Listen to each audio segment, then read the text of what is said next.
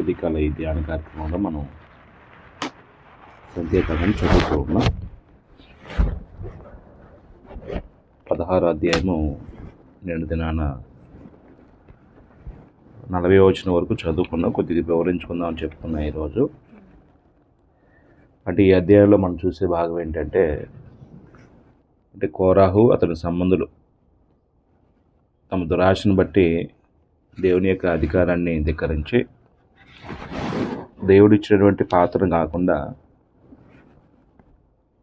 వేరే దాన్ని ఆశించి ఎలా నాశనం అయ్యారో ఈ భాగంలో మనం చదువుతూ ఉన్నాం. అంటే ఒక మనిషికి దేవుడు తన మహిమార్థం దేవుని పని జరిగించే విషయంలో వారి సామర్థ్యాన్ని బట్టి కొన్ని ఈవుల్ని తలాంతులను ఇచ్చినప్పుడు అవి దేవుడు మహిమార్థంగా వినియోగిస్తే దేవుడు మహింపరచబడతాడు. కొంచెంలో మనం నమ్మకంగా ఉన్నాం కాబట్టి మనల్ని అనేకమైన వాటి మీద దేవుడు ఏం చేస్తాడంటే అధికారిగా ఏర్పాటు చేస్తాడండి. అంటే వీళ్ళు లేవీల పాత్ర వేరు, గుడారంలో యాజక ధర్మం జరిగించే పాత్ర వేరు, యాజకుల పాత్ర వేరు. అయితే మోషే అహరోను యొక్క నాయకత్వం మీద తిరుగుబాటు చేసినప్పుడు అది దేవుడు ఎలా భావించాడంటే దేవుని మీద తిరుగుబాటు చేసినట్టుగా భావించాడండి. అందుకే నిన్న మనం చదువుతున్న మాటల్లో 20వ వచనంలో అప్పుడు యెహోవా 16వ అధ్యాయం 20వ వచనం, అప్పుడు యెహోవా మీరు ఈ సమాజంలో నుంచి అవతల వెలుడి, క్షణంలో నేను వారిని కాల్చివేయదునని మోషే అహరోనుతో చెప్పగా. అంటే చాలా సందర్భాల్లో ఇశ్రాయేల్ యొక్క వైఖరి కొంచెం కష్టం వచ్చినా, కొంచెం వాళ్ళు అనుకున్నట్లుగా జరగకపోయినా, వాళ్ళకి ఏ అసౌకర్యం వచ్చినా నాయకత్వం మీద తిరుగుబాటు చేసేవాడు. అంటే ఈ నాయకత్వం మీద తిరుగుబాటు చేయటం అనేది దేవుని మీద తిరుగుబాటు చేయటం అండి. ఎందుకంటే దేవుడు వారిని నాయకుడిగా ఏర్పాటు చేశాడు. దేవుని యొక్క సార్వభౌమ అధికారాన్ని బట్టి వారి నాయకుడిగా ఏర్పాటు చేసినప్పుడు నాయకుడికి లోబడితే దేవునికి లోబడ్డట్టు, నాయకుడు సహకరిస్తే దేవుని కార్యాలు సహకరించినట్టు దేవుడు సంతోషిస్తాడు. అంటే దేవుడిని నమ్మకపోతే దేవుడి మీద తిరుగుబాటు చేస్తాం. దేవుడి మీద తిరుగుబాటు చేసే వైఖరి ప్రాక్టికల్గా ఈ భూమి మీద ఎలా జరిగిద్దంటే నాయకుల మీద తిరుగుబాటు చేయటం అండి. ఇప్పుడు చాలా చోట్ల క్రీస్తు యొక్క సంఘంలో జరుగుతున్నటువంటి ప్రధానమైనటువంటి ఒక సమస్య ఏంటంటే నాయకత్వాన్ని ధిక్కరించేవాళ్ళు, నాయకుడి మీద తిరుగుబాటు చేసేవాళ్ళు, నాయకుడి వ్యతిరేకంగా పోగొయ్యేవాళ్ళు, కొంతమందిని వాళ్ళ వర్గం చేసుకొని ఆయనకి యాంటీగా పనిచేసే వాళ్ళు ప్రస్తుతం క్రీస్తు యొక్క సంఘాల్లో చాలా చోట్ల ఉన్నారండి. అంటే సువార్థికుడికి చాలా బాధలు పెట్టేవాళ్ళు ఉన్నారండి. జీతం ఇవ్వరండి వాళ్ళకి, సువార్థికుడికి ఆయన గౌరవించరండి, ఆయన్ని చాలా అవమానంగా మాట్లాడతారండి. అంటే చాలా చోట్ల దేవుని కృపను బట్టి మనకు ఆ ప్రాబ్లం లేదండి. అంటే చాలా చోట్ల నాయకత్వం మీద తిరుగుబాటు చేసి నాయకుడిని చాలా తక్కువ స్థాయి కలిగిన వాడిగా ట్రీట్ చేసి, కొన్ని సందర్భాల్లో నాయకుడు ఉంటాడు, ఆయన యథార్థంగా పనిచేసేవాడు, తప్పుని ఖండితంగా చెప్తాడు, దాన్ని జీర్ణించుకోలేరండి. తప్పుని ఖండితంగా చెప్పినప్పుడు ఆ తప్పులో ఉన్న వ్యక్తి దాన్ని స్వీకరించే మనసు లేక చెప్పిన వ్యక్తిని ఏం చేస్తాడంటే ద్వేషిస్తాడండి. ఆయన మీద ఒకలాంటి అక్కసు పెంచుకుంటాడండి. ఎప్పుడు దొరుకుతాడా, ఎక్కడ దొరకపోవడానికి ఎదురు చూస్తాడండి. ఏ చిన్న ప్రాబ్లం ఆ సువార్థికుడు కానీ ఆ కుటుంబంలో కానీ ఏర్పడినప్పుడు అప్పుడు ఫైర్ అయిపోతాడండి. అప్పటి వరకు కొంతమందిని పోగేసుకుంటాడు కదా, వాళ్ళందరిని తీసుకొచ్చి సువార్థికుని చాలా తక్కువ స్థాయి వాడిగా మాట్లాడతాడండి. అంటే ఇక్కడ ఒకటి, సువార్థికుడు లోపం ఉన్నప్పుడు ఒకవేళ సువార్థికుడు ధనాపేక్షలో పడిపోయాడండి, అప్పుడు సంఘం ఏం చేయాలి? ఆ సువార్థికుడిని, సహోదరా నువ్వు మమ్మల్ని ఆత్మీయంగా పెంచడానికి సువార్త పరిచయ విషయంలో మాకు బోధకులుగా నియమించబడ్డావు, మాకు బోధ చేస్తున్నావు, కానీ నీలో ఈ ధనాపేక్ష అనే వ్యామోహం ఉంది. ఈ ధనాపేక్షను బట్టి మమ్మల్ని ఆత్మీయంగా నువ్వు పెంచట్లేదు. ఈ పద్ధతి మార్చుకొని కొంచెం యథార్థంగా బ్రతికేసి అక్కడ ఉన్నటువంటి సంఘంలో వయసులో పెద్దోళ్ళు కానీ సహోదరులు కానీ ఆ సువార్తిని హెచ్చరించండి, బోధకుడిని హెచ్చరించండి, తప్పేం కాదండి. ఎందుకంటే సంఘం సువార్తికి సొత్తు కాదు, అది యేసుప్రభు స్వార్థమే సంపాదించింది. ఆ సంఘంలో ఈయన ఒక పాలే తప్ప యజమాని కాదండి. సువార్తికుడు ఎప్పుడు యజమానిలా ఫీల్ అవ్వకూడదండి. నేను యజమానిలా ఫీల్ అయితే అది యేసుప్రభు యొక్క స్థానాన్ని ఆక్రమించిన వాడిని అవుతాను, శాపగ్రస్తులను భ్రష్టున్నాను నేను. కాబట్టి ఒకవేళ నేనే ధనాపేక్షలో పడితే సంఘంలో ఉన్నటువంటి సహోదరులు ఏం చేయాలంటే ప్రేమతో హెచ్చరించి దిద్దుకో, దేవుడు అంగీకరిస్తాడు, మేము మిమ్మల్ని అంగీకరిస్తామని చెప్పాలండి. ఒకవేళ వ్యభిచారంలో పడిపోతే ఆడి జీవితం ఆడిది, మాకు కావాల్సింది వాక్యం కదా, లేకపోతే మాకు కావాల్సిన సంఘం కదా, ఆడు ఎలా పోతే మాకెందుకని అలాగా తప్పులో ఉన్నటువంటి సువార్థికుడిని ఎంకరేజ్ చేసే పరిస్థితి ఉండకూడదని నిర్మోహమాటంగా అతన్ని గద్దించాలి, అతను చేసే తప్పును ఖండించాలి, అతన్ని మారు మనసు పొందే విధంగా ప్రేరేపించాలి. మారు మనసు పొందితే దేవుడు అంగీకరిస్తాడు కాబట్టి సంఘం కూడా అతన్ని అంగీకరించాలండి. ఒకవేళ మారు మనసు పొందకపోతే మీరేంటి నాకు చెప్పేదంటే అతన్ని సంఘం నుంచి వెలివేయాలండి.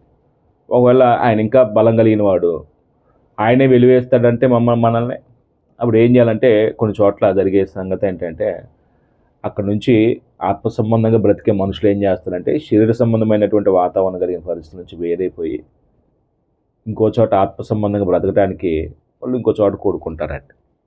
మంచిగా యథార్థంగా పనిచేసే వాళ్ళని ఏర్పాటు చేసుకొని వాళ్ళు ఆత్మీయ బ్రతకడానికి ఒక స్థానిక సంఘంగా వాళ్ళు వేరే చోట ఏర్పడతారండి. అంతే తప్ప రాజీపడి భ్రష్టుడితో సహవాసం చేయటం, భ్రష్టత్వంలో ఉన్న వ్యక్తిని నాయకుడిగా ఏర్పాటు చేసుకోవటం అది సంఘానికి క్షేమం కాదండి. అంటే యేసుప్రభు యొక్క సంఘాలు ప్రభు స్వరక్తి మీద సంపాదించిన సంఘం అలా ఉండాలని కాదు, అది దేవుని ఎదుట నిష్కలంకమైనదిగా ఉండాలని దేవుడు కోరుతూ ఉన్నాడు. అందుకే యేసుప్రభు రక్తం ఇచ్చి ఏం చేశాడంటే ఎఫెసు పత్రికలో మనం చదువుకుంటాం కదా, అది పవిత్రమైనది, అంటే నిష్కలంకమైనది, ఎటువంటి మచ్చ డాగు లేనిదిగా దేవుని ఎదుట ఉండాలని ప్రభు తన్ను తాను మన కొరకు ఏం చేయబడ్డాడని చెప్తాడంటే అప్పగించబడ్డాడు అంటాడంటే. సంఘం లోపాలతో ఉండేది సంఘం కాదండి, అది సువార్థికుడైనా సంఘంలో సభ్యుడైనా. కాబట్టి నాయకుడు తప్పు చేసినప్పుడు ఒకటి సంఘం హెచ్చరించాలి, మార్చుకునే విధంగా ప్రోత్సహించాలి, మార్చుకోపోతే అతను వెలివేయాలండి. ఒకవేళ అతనే శరీర సంబంధి మీరు ఉంటే ఉండండి పోతే పోండి అంటే ఆత్మీయం బ్రతకాలనుకున్న వాళ్ళు అక్కడ నుంచి వేరైపోయి విశ్వాసాన్ని కొనసాగించే సమూహంలో చేర్చబడితే మరీ ఉత్తమం. అయితే ఇంకో చిన్న విషయం ఇక్కడ నేను జ్ఞాపకం చేసేది ఏంటంటే కొంతమందికి లోపాలు ఉన్నప్పుడు స్వార్థికుడు వాక్యం ద్వారా దాన్ని సరిచేయడానికి ప్రయత్నం చేస్తే జీర్ణించుకోలేక ఏం చేస్తారంటే అతని మీద ఒకలాంటి ద్వేషం పెంచుకొని అతనికి వ్యతిరేకంగా ఇంకొక వర్గాన్ని ఇందా చెప్పినట్టుగా పోగేస్తారండి.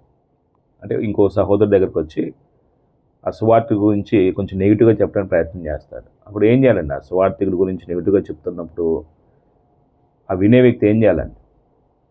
అప్పుడు మనమైతే ఏం చేస్తామంటే అవునా బ్రదరు, నిజమే బ్రదరు, అదే అనుకుంటున్నాను నేను, అది నిజమేనా అని అతని మాటలకి వత్తాసు పలుకుతామండి.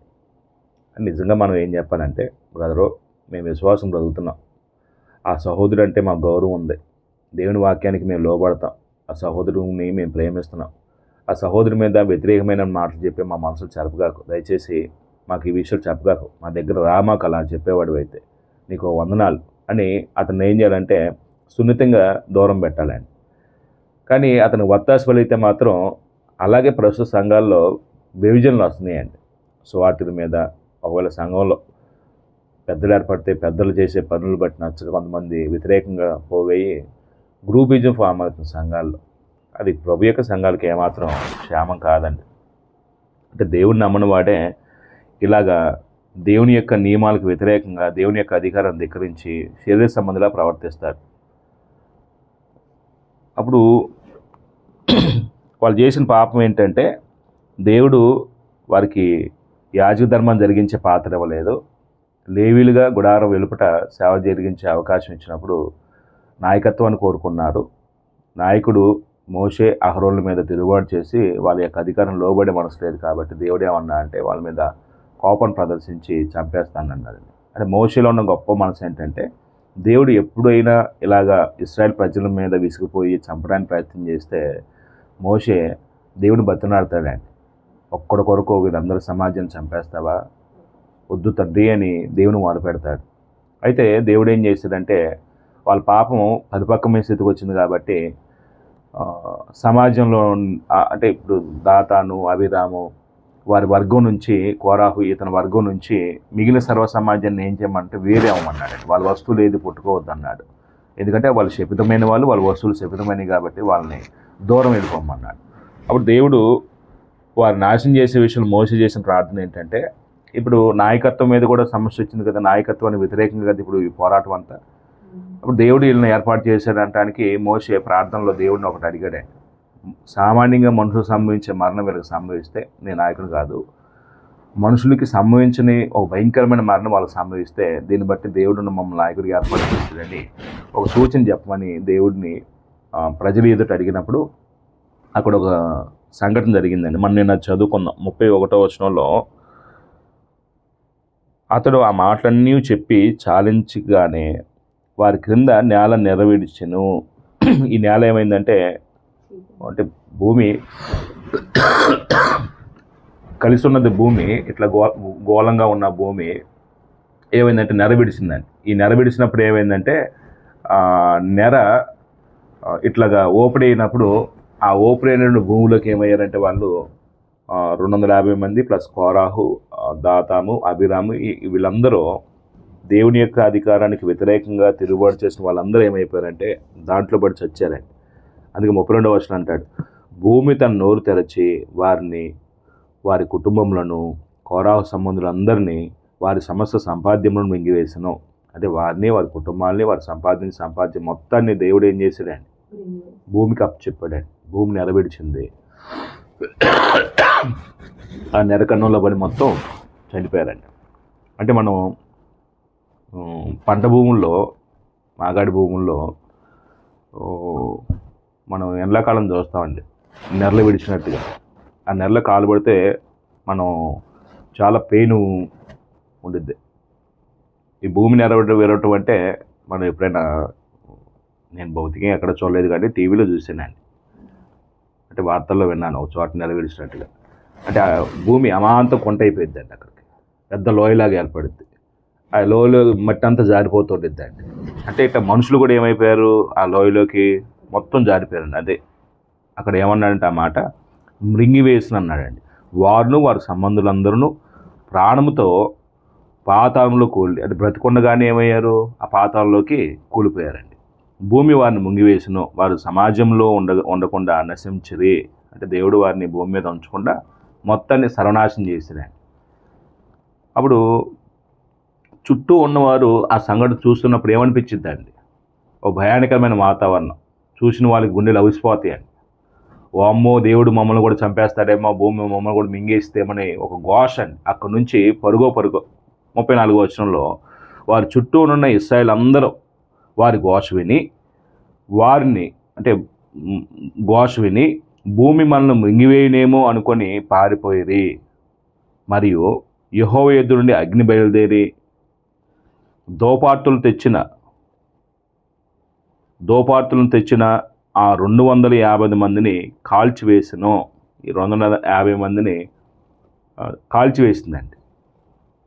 అప్పుడు 36వ వచనంలో, అప్పుడు యెహోవా మోషేకి ఇలాగ సెలవిచ్చును, నీవు యాజకుడగును అహరోను కుమారులైన ఎలియాజరుతో ఇట్లనము, ఆ అగ్ని మధ్య నుండి దోపాత్రులను ఎత్తుము.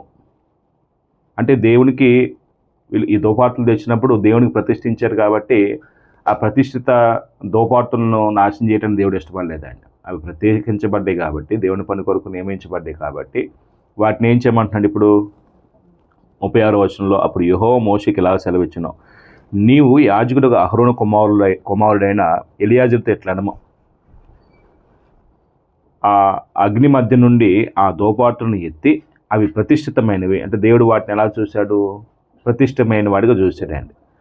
37వ వచనంలో, ఆ అగ్నిని దూరముగా చల్లుము, పాపం చేసి తన ప్రాణములకు ముప్పు తెచ్చుకున్న వీరి దోపాత్రులను తీసుకొని బలిపీఠమునకు కప్పుగా వెడల్పైన రేకును చేయవలను. అంటే ఈ దోపార్తులు తీసుకొచ్చినప్పుడు ఈ దోపార్తులను దేవునికి ప్రతిష్ఠించబడినాయి కాబట్టి ఇప్పుడు ఎలియాజరుతో చెప్తున్నాడండి, మోషేకి చెప్పమన్నాడు.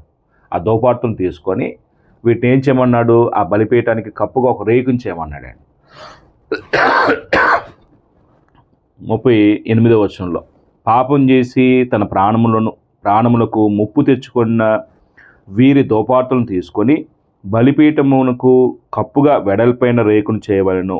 వారు యెహోవా సన్నిధికి వాటిని తెచ్చినందున అవి ప్రతిష్ఠితమైనవి. అంటే వాటిని దేవుని సన్నిధి తీసుకొచ్చారు కాబట్టి దేవుడు వాటిని ప్రతిష్ఠితం చేశాడు. వాటిని కాల్చివేయకుండా దేవుడు ఏం చేశాడంటే ఆ దోపాటుల్ని సాగొట్టేసేసి అంటే ఒక రేగుతో ఆ బలిపీఠం కప్పే విధంగా తయారు చేయమన్నాడండి.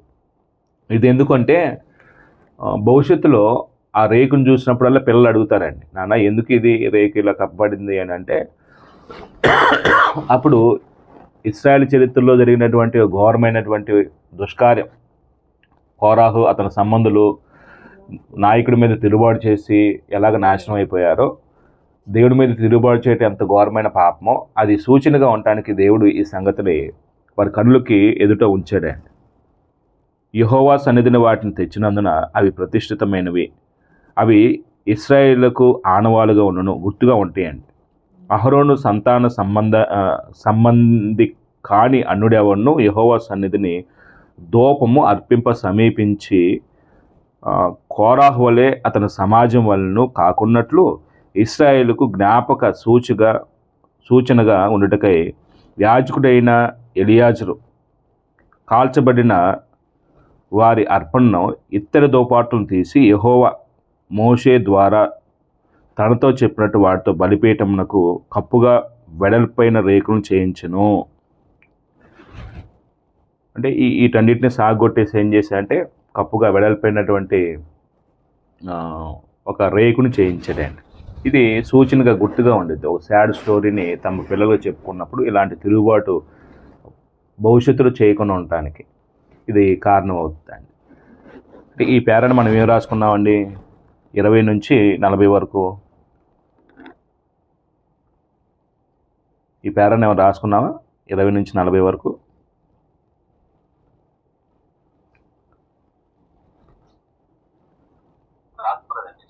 రైట్.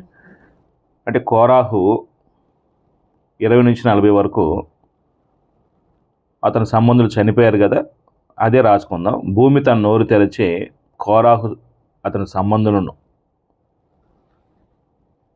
మృంగివేయుట అనే మాట గుర్తుపెట్టుకున్నాం. భూమి తన నోరు తెరచి కోరాహు అతని సంబంధులందరినీ మృంగివేయుట.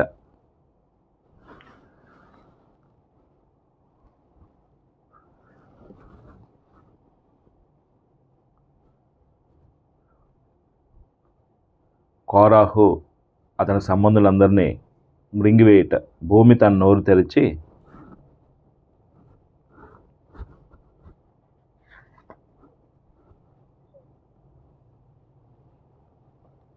కోరాహు అతని సంబంధులందరినీ మృంగివేయుట. ఒక 2 ప్రశ్నలు వేసుకొని మనం ముగించుకుందాం ఈ స్టోరీ. అంటే ఎందుకు మింగేసింది భూమి? అంటే భూమి ఇలాగా మనుషులు మింగేయటానికి కారణం ఏంటండి? నాయకుల మీద తిరుగుబాటు చేయటం, దేవుని యొక్క అధికారాన్ని ధిక్కరించి దేవునికి వ్యతిరేకంగా, దేవుని నియమాలకు విరుద్ధంగా దేవుని యొక్క నాయకత్వం మీద తిరుగుబాటు చేయటం. అప్పుడు తిరుగుబాటు చేసిన వాడిని భూమి మింగేసింది. ఇప్పుడు సంఘాల్లో కూడా చాలామంది నాయకత్వం మీద తిరుగుబాటు చేసే వాళ్ళు ఉన్నారండి. మరి ఇప్పుడు ఎక్కడ భూమి మింగినట్లేదే? ఇప్పుడు ఎక్కడైనా భూమి మింగిందా? ఎక్కడైనా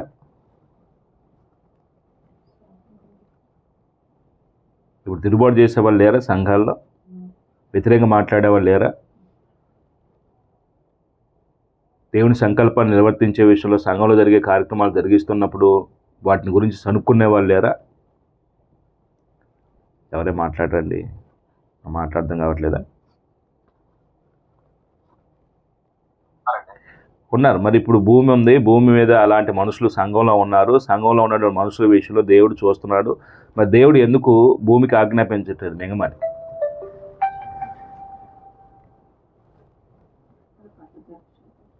ఏమండి, ఇప్పుడు మింగట్లేదు ఎందుకని? నాకు టైం అవుతుందండి, మిమ్మల్ని విసిగించను, నేనే చెప్తాను. వాస్తవానికి మనం అందరం మింగివేయబడిన వాళ్ళని. అలాంటి వాళ్ళు, తిరుగుబాటు చేసే వాళ్ళందరూ, వ్యతిరేకమైన బుద్ధి కలిగిన వాళ్ళందరూ, చదువుకునే వాళ్ళందరూ కూడా మింగివేయబడిన వారే. అప్పుడు భూమి మింగింది, ఇప్పుడు మనల్ని అలాంటి మనస్తత్వం కలిగిన వారిని సాతాను ఎప్పుడు మింగేసాడండి. గర్జించే సింహం వాళ్ళు ఎవరిని మింగుదురని సాతాను ఎప్పుడు ఏం చేస్తున్నాడండి? పేతురు పత్రిక మనం చదువుతాం కదా 5వ అధ్యాయంలో, మీ విరోధిగా అపవాది ఎవరిని మింగుదురని గర్జించే సింహం వాళ్ళు ఏం చేస్తున్నాడంటండి? తిరుగులాడుతూ ఉన్నాడంటండి. అపవాది తనకు సమయం కొద్దిగానే ఉందని తెలిసి ఎక్కువ పని చేస్తున్నాడండి. మనం వాక్యం విన్నాం, వాక్యానికి విధేయత చూపించి సంఘంలోకి వచ్చాం. సంఘంలో మనం ఎలా బ్రతకాలో తెలిసినప్పటికీ మనం అలా ప్రవర్తించట్లేదంటే కారణం ఏంటంటే, మనం సంఘంలో ఒక అవయంగా పనిచేయట్లేదు. కారణం ఏంటంటే, సంఘ క్షేమాభివృద్ధికి మనవంతుగా సహకరించలేకపోతున్న కారణం ఏంటంటే, మనం మింగివేయబడిన కుటుంబంలోనికే, ఆ జాబితాలోనికే వచ్చేసేవాడిని. మనల్ని అపవాది ఎప్పుడో మింగేశాడండి. చాలామంది తాము తప్పు చేస్తూ కూడా పెద్ద తప్పు కాదన్నట్టుగా వ్యవహరించే వాళ్ళు ఉన్నారండి. వాళ్ళందరూ కూడా ఎవరి కడుపులో ఉన్నవాళ్ళండి? అపవాది కడుపులో ఉన్నవాళ్ళండి. అపవాది కడుపులో ఉండి ప్రభు యొక్క సంఘాలు ఏలుబడి చేసే వాళ్ళు ఉన్నారు, ప్రభు యొక్క సంఘాలు కొనసాగే వాళ్ళు ఉన్నారండి. దీన్ని బట్టి కొంచెం మనం అర్థం చేసుకోవాల్సింది ఏంటంటే, భౌతికంగా దేవుడు భూమికి ఆజ్ఞాపించి మింగివేయబడి చచ్చే విధంగా దేవుడు అనుమతించకపోయినా, మనం ఇలాంటి వ్యతిరేకమైనటువంటి భావజాలాలు మన విశ్వాస సంబంధమైన జీవితంలో ఉంటే మాత్రం దేవుడు ఎవరికి అప్పచెప్పాడంటే అపవాదికి అప్పచెప్పాడండి. సాతాను అతని దూతలందరికీ దేవుడు ఒక రోజున తీర్పు తీర్చే రోజున ఒక కఠినమైన దండన ఉంటుందండి. అపవాది ఎలాగ నాశనం అవుతాడని బైబిల్ చెప్తుందండి. అపవాది యొక్క ముగింపు ఎలా ఉండిద్దండి?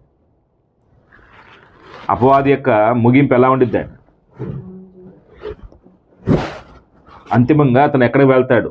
అతను ముగింపు అనే మాట నేను ప్రశ్న మీకు అర్థం కాలేదేమో. అపవాది అంతిమంగా ఎక్కడికి వెళ్తాడండి? అపవాది అంతిమంగా ఎక్కడికి వెళ్తాడే?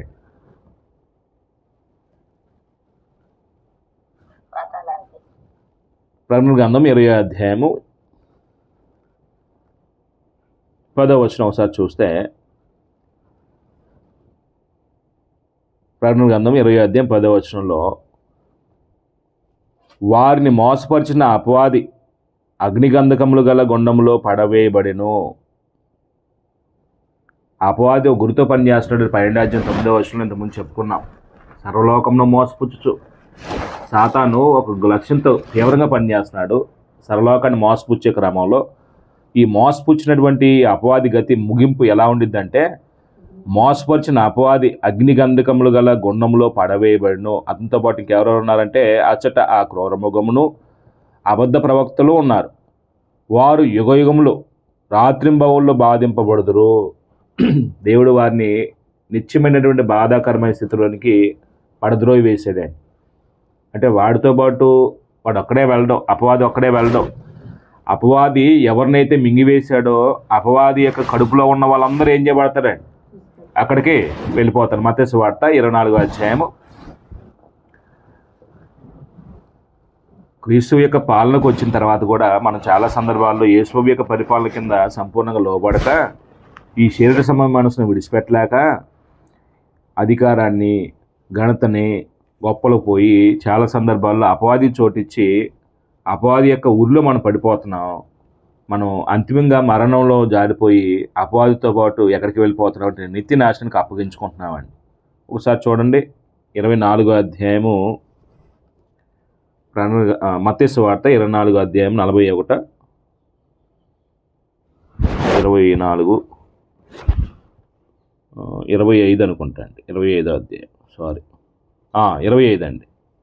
25వ అధ్యాయం 41వ వచనంలో గొర్రెల మేకలో ఉపమానంలో చెప్పిన మాట ఏంటంటే, అప్పుడు ఆయన ఎడమవైపు ఉండి వారిని చూచి, శపించబడిన వారులారా, నన్ను విడిచి అపవాదికిని వాని దూతలకు సిద్ధపరచబడిన నిత్యాగ్నిలోనికి పోవుడి.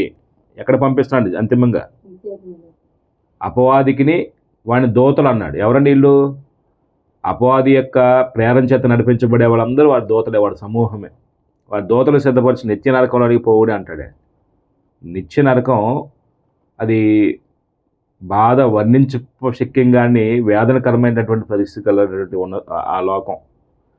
దేవుడేమో ఆయన కుమారులుగా నీతి రాజ్యాన్ని స్వతరించుకోవడానికి ఆయన పోలికలో మనం సృష్టించుకుని ఆయనతో సావాసం కలిగిన వారిగా దేవుడు మనల్ని ఏర్పాటు చేసుకుంటే, పాపం చేసి దేవుని యొక్క విరోధులుగా, శత్రులుగా మారిన మనల్ని కుమారుడు ద్వారా రక్షించినప్పటికీ కూడా, కుమారుడిని క్రీస్తు యొక్క పాలనకు వచ్చి కూడా ప్రభు యొక్క పరిపాలన కింద నీతి నియమం నడుచుకోవాల్సిన మనము ఈ దుర్నీతికి చోటిచ్చి అపవాది యొక్క సంబంధమైనటువంటి చర్యలను బట్టి అపవాదికి చోటిచ్చి ఏం చేసావంటే నిత్యనాశనానికి మనం అప్పగించుకుంటున్నామండి. ఇంకో మాట ఏంటంటే ప్రకృతి దేవుడి మాట వింటుందండి. ఇక్కడ భూమికి ఆజ్ఞాపించాడు నెరవేర్చి వాడు మింగు అని. భూమి మాట ఉందండి, కానీ భూమి కంటే శ్రేష్ఠం మనం మాత్రం దేవుడి మాట వినవండి. ఆకాశం దేవుడి మాట వినిద్ది, కానీ మనం మాత్రం దేవుడి మాట వినవండి. సూర్యగోళం దేవుడి మాట వినిద్ది, మేఘాలు దేవుడి మాట వింటున్నాయి, వృక్షాలు దేవుడి మాట వింటున్నాయి. ఈ ప్రపంచంలో దేవుని చేత సృష్టించబడినటువంటి ప్రతిదీ దేవుడి మాట వినిద్ది, కానీ ఆయన పోలికలు సృష్టించుకున్న మనిషి మాత్రం దేవుని ధిక్కరిస్తూ తన స్వకీయ నాశనాన్ని కొని తెచ్చుకుంటున్నాడు. కోరాహు కుటుంబం, కోరాహు సంబంధుల యొక్క జీవితాలు దుర్భరంగా ముగించడానికి కారణం ఏంటంటే వారి దురాశ, వారి అసూయ, వారి కుళ్ళు, వారి యొక్క స్వార్థం, వారి యొక్క అవిధేయత, ఇవన్నీ ప్రస్తుతం క్రీస్తు ప్రభు యొక్క సంఘాల్లో మనలో ఉంటే సంఘంలోకి వచ్చిన తర్వాత కూడా మన ముగింపు కూడా ఇంతే దారుణంగా ఉండిద్దేమో. నేను మిమ్మల్ని భయపెట్టానికి అది మాట చెప్తుంది. లోకంలో ఇవన్నీ ఉన్నాయండి మనలో. అసూయ ఉంది, స్వార్థం ఉంది, కుళ్ళు ఉంది, అక్కడ మాటలు ఇక్కడ మాటలు అక్కడ చెప్పే సంస్కృతి ఉంది. అదే బట్ అన్నిటి విషయంలో చచ్చిపోయిన మనం మళ్ళీ వాటిని ఏం చేయకూడదంటే ఇక్కడ జీవం పోయకూడదండి. కాబట్టి మన విశ్వాసాన్ని వాక్యక్రమం చొప్పున మనం కట్టుకుంటూ జీవంలో పెరుగుదాం. మీ అందరికీ వందనాలు. నేను సెలవు తీసుకుంటున్నాను. సోదరి మనందరికీ వందనాలండి. సోదరులు ఎవరైనా ప్రార్థన చేసి ముగించండి. నేను